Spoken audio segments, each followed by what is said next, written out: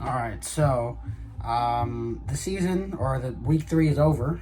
Essentially, there are a few games left tonight at like 10:30, but I'm not really going to cover those ones. I'm just going to cover the ones that have happened so far. We're going to start with Vanderbilt. They're losing to Georgia State 17-29. Vanderbilt's dream season is now over because you don't lose to Georgia State as a Division I school, even with the resources you have. Even though Georgia State actually may have more resources than Vanderbilt. I don't know, it's just kind of a sad thing to see.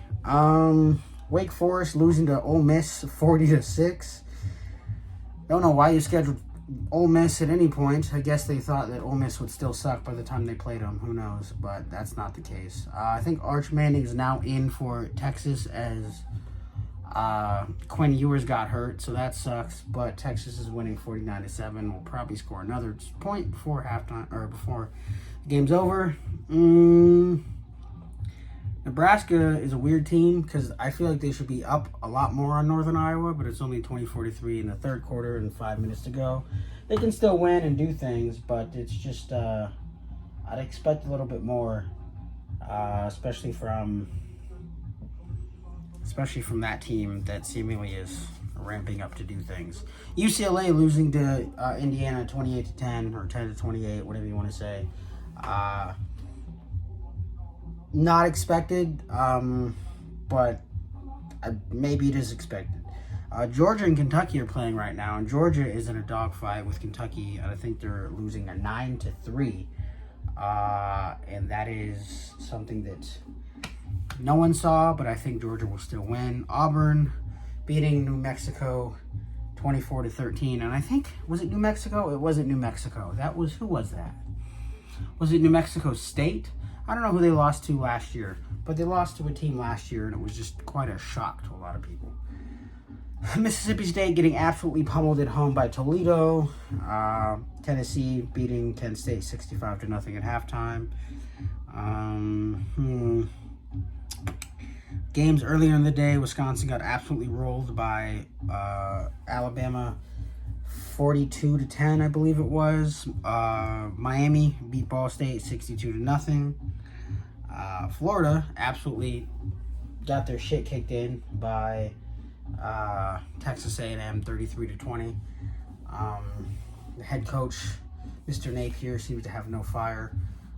He will definitely take responsibility for anything that happens on the field, but besides that, you will not see any improvement from week to week. They're actually at Mississippi State next week.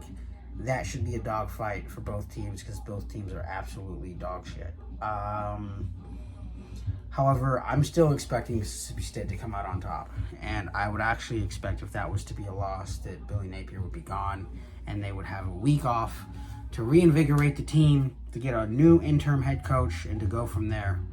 And the search would start from there. Some people would say that wouldn't happen, but I'm just kind of like, wouldn't expect it to not happen. Duke barely got out versus UConn 26-21. And other than that, anything else happen? Minnesota still kind of sucks. Poor PJ. They beat Nevada 27-0, but you'd expect a little bit more from a D1 team like that. The Backyard Brawl, Bowl, whatever it is called, was one hell of a game this year. 38-34, Pitt won. It's a good one. And for the last game I'll cover, the last two games I'll cover. Missouri beat Boston College 27-21. And all I'll say is Boston College is a better team than people think they are. I was watching someone and they said that Missouri is the worst top 10 team in the United States. I don't know how true that is. I didn't really watch the game. I just know that a team coached by Bill O'Brien is one to be feared. And the last game I'll cover was the game of the week. I'd say LSU and South Carolina.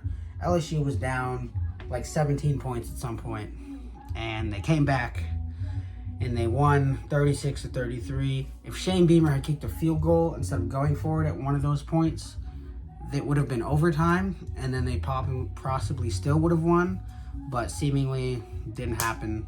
Lenore Sellers ended up getting hurt. So Robbie Ashford, the former Auburn quarterback, stepped in and couldn't get it done. So that's a shame and unfortunate. Oh yeah, and I guess Florida State lost to Memphis. I'd laugh, but there's really nothing to laugh about. I'm not expecting Mike Norvell to be fired this year or even have any real talk of him being fired because there'd be no point to that. They just signed him to like a 6-year deal, I think. I think they give him one more full year next year and then they see what happens after that.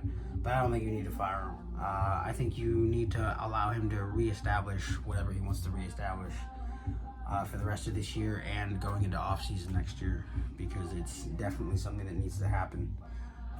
Anyway, that's it. I'm going to go. Trying to think of any other games that seem interesting. None of them really do. That's it.